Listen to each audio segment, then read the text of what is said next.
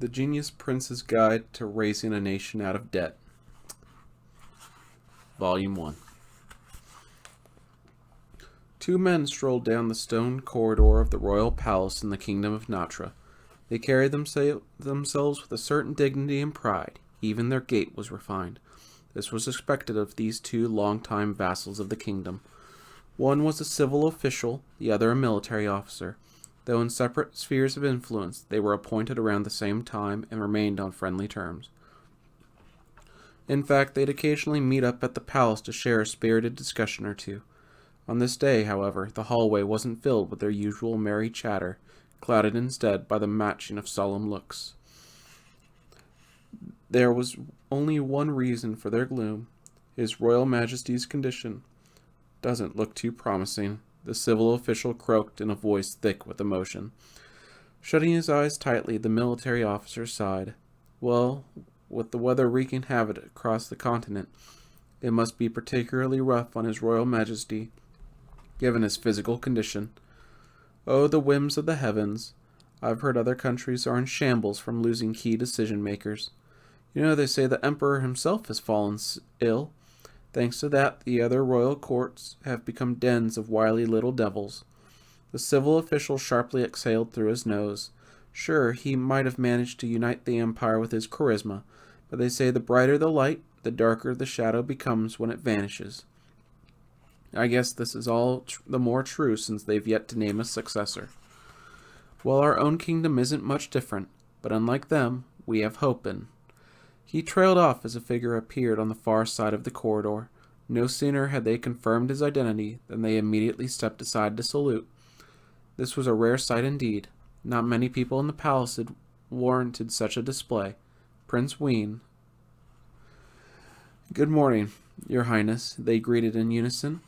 Standing before them was a young boy, attended by a servant.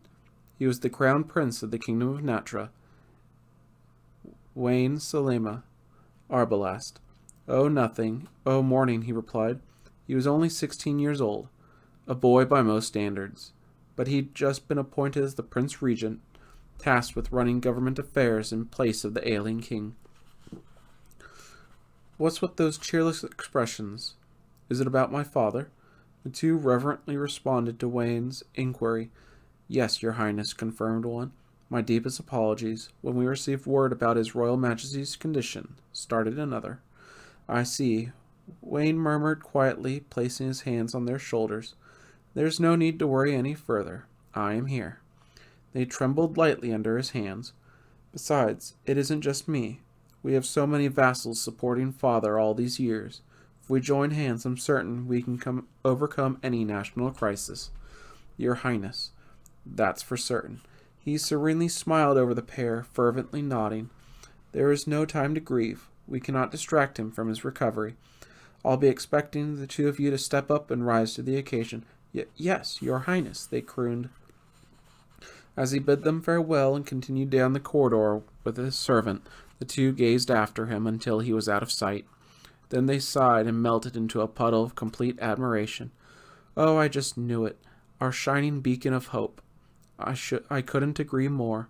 I've heard he was gifted from an early age, but he's shown so much growth since returning from his studies in the Empire. He's already managed to stop chaos from erupting in the imperial court, and is now working toward unifying the kingdom's vassals. Heh, I bet the Empire will have a jealous fit when they hear this. Let us throw more salt in the wound by further supporting His Highness's endeavors. Yes, of course. The two nodded to each other. Gone were their previously dark expressions. In their hearts, they were already imagining a bright future for their kingdom in the prince's hands. At the very center of the royal palace was an office set aside for government officials. Its heavy doors swung open to reveal Wayne and his attendant as they stepped inside the room. It was strictly reserved for the king under normal circumstances, but things were far from that. And now Wayne was using this room to conduct royal business. He came to rest in front of a desk stacked with documents and papers. Ninham, confirm my schedule for today. His aide was an inconceivably beautiful girl around the same age as Wayne, with near-transparent white hair and blazing red eyes. In the morning, you are to check these reports and resolve any submitted disputes. In the afternoon, you are scheduled to attend a luncheon meeting with, and then 3 conferences before paying His Royal Majesty a visit. That means no one will come in here all morning. Correct. Ah, very good. Wayne nodded to himself, and then he screamed at the top of his lungs, "Let's just sell this country and get the hell out of here." All that stuff about joining hands, yeah, total BS. This country's mess ain't so easy to fix. Not a chance. We're totally screwed. There you go again, Ninnim chided, unfazed by this sudden outburst. She let go of her stiffingly formal tone. Joking or not, you really shouldn't say those things out loud, Wayne. It's no joke, Ninnim. I'm totally serious. That's even worse, she said with a sigh. Here was the successor of the kingdom of Natra, the boy expected to save them all, Wayne Salema Arbalast. In reality, he was actually a no-good slacker. In fact, his least favorite words were duty, responsibility, and effort. Ugh, you're always like this when you're out of the public eye. At least try to be being a little more professional, please, she lamented. Ninnim Raleigh had been at his side since childhood, and as his chief aide, she was one of the few blessed with knowing his true personality. Some would say it went against common sense to assign a young girl as the aide of an equally adolescent crown prince turned regent, doubly so because he was dealing with national politics. However, no one in the kingdom's royal court would ever dare say that was the case, half out of fear of displeasing the crown prince who'd appointed her, half due to her personal achievements and displays of skill. Wayne was able to speak so openly with her because they'd established a relationship with each other, founded on mutual trust and cooperation. This also made them brutally honest when no one else was around. Nonetheless, there was a reason Wayne was spitting out these absurd complaints, something that went beyond his own disposition. Come on, what's with the little Miss Perfect attitude, Ninnim? You do realize this country's dirt poor, right? Dirt poor is an exaggeration. We simply have severe shortages of labor, resources, and capital. That's all. Yeah, that's what the rest of the world calls dirt poor. The kingdom of Natra was one of many countries on the continent of Varno, with a population just under 500,000. It was considered a relatively small country. Located at the northernmost tip of the continent, the kingdom experienced short springs and long winters. Not only that, but the majority of the country's land was made up of barren rock and mountains. Even though it boasted a long history, the country possessed limited resources and hardly any industry. In fact, the only thing it was really known for was its snowy landscape, which brought in a handful of curious travelers every year. But to the average citizen, the bitter cold was more of a curse than a blessing. Natra was a historic kingdom, but this was mostly due to its being such an unappealing target that other countries rarely looked its way, never mind actually invading. It's all thanks to wise and sensible rulers of the past that it's managed to maintain any semblance of a proper country up until now. All in all, it was a small, vulnerable nation, with more than enough potential to be swept away at any moment, and that was putting it lightly. Our administration has no funds, and we don't have any industries to make any cash. We don't even have the military power to steal any from someone else. And anyone with half a brain ends up leaving the country in pursuit of better opportunities elsewhere. Now that father's ill and that storm's brewing across the continent, I'm stuck running the whole freaking country. Given all this, his complaining wasn't totally uncalled for. It was clearly a burden too heavy for a boy, especially one halfway through adolescence. Not that there was anyone who could replace him. Ugh, why'd I have to be born a prince of this country? If only I'd been born a prince in a place with more resources, manpower, and funds. You know what? It's hopeless. We're totally gonna get invaded. Maybe we can cut back on our resources. Oh, but if we involve too much manpower, we might incite a coup. Oh, all right. Enough of that doom and gloom. Here, get some work done. Ninum pressed a fat stack of documents under his nose as he continued to mutter his wild delusions. Ugh, he moaned, and in a haunting tone, giving the papers a quick glance before passing them back immediately. Looks good. Next. Did you read through them properly? Yeah, I read them, every last word. It said you gained weight, and ow! I'm pretty sure it's considered improper to step on the prince's foot. Take your work more seriously, if you want me to properly respect you. Also, I haven't gained weight. Thank you very much. What? Hey now, this won't do, Ninum. No, not at all.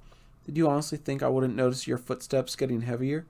I know your body hardly ever changes, but I know for a fact you've gained more than a pound since last week, and...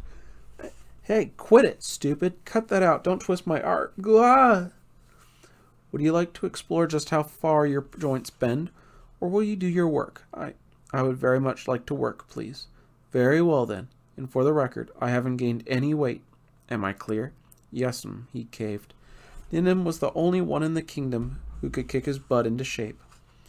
Ugh, I can't take this anymore. All I want is to be left alone with my mountain of gold coins. Tease you and live the easy life. Is that so much to ask? Just as Wayne stretched out across his desk to grumble further, a knock came from the office door. He bolted upright in a start as the door opened with a heavy click. It was a young girl. Are you in here, Wayne? She certainly looked a bit younger than Ninum and Wayne. As she flitted around the room, her summery dress and black hair danced around her. She embodied loveliness.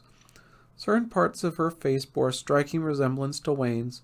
Well, that much was to be expected.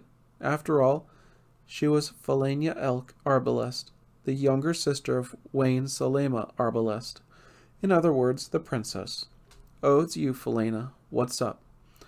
Making it seem as he'd just finished a long bout of work, Wayne casually straightened up and lifted his face out of the papers before him.